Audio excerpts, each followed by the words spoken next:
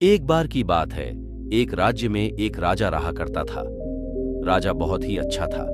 उसकी प्रजा उससे बहुत खुश थी।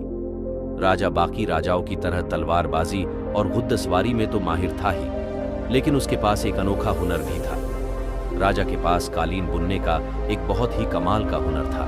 केवल उस राज्य में ही नहीं, बल्कि पूरे देश में राजा जैसे कालीन कोई भी नहीं बुन सकता था। राजा को अपने इस हुनर पर बहुत नाज था, लेकिन उसके मंत्री और दूसरे राजा उसकी इस बात का मजाक उड़ाते थे कि ये काम किसी राजा को शोभा नहीं देता।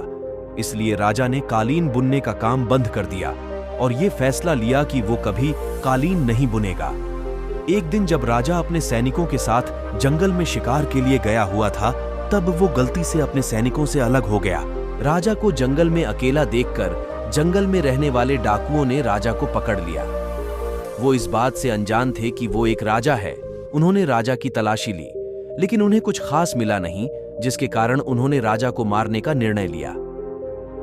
उनकी बात को सुनकर राजा ने उनसे कहा कि यदि तुम लोग मुझे थोड़ा समय और कालीन बुनने का सामान दो, जिसे तुम चाहो तो इस राज्य के राजा को बेच सकते हो, जिसके बदले वो तुम्हें बहुत बड़ा इनाम देंगे। इनाम का नाम सुनकर सारे डाकू खुश हो गए। उन्होंने राजा को कालीन बुनने का सामान लाकर दिए।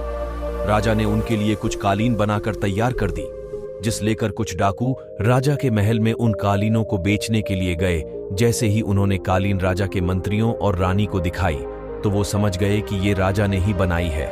उन्होंने उन डाकुओं पकड़ लिया और उनसे राजा के ठिकाने का पता लगा लिया। फिर कुछ सिपाही गए और राजा को आजाद करा दिया गया। राजा की जान बच गई। राजा बहुत खुश हुआ।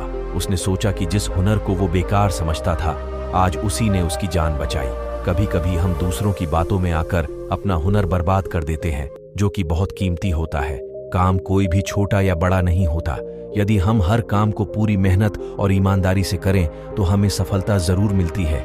इसलिए हमें अपने हुनर को पहचानना चाहिए, क्योंकि हमारा हुनर ही हमारी सबसे बड़ी ताकत है।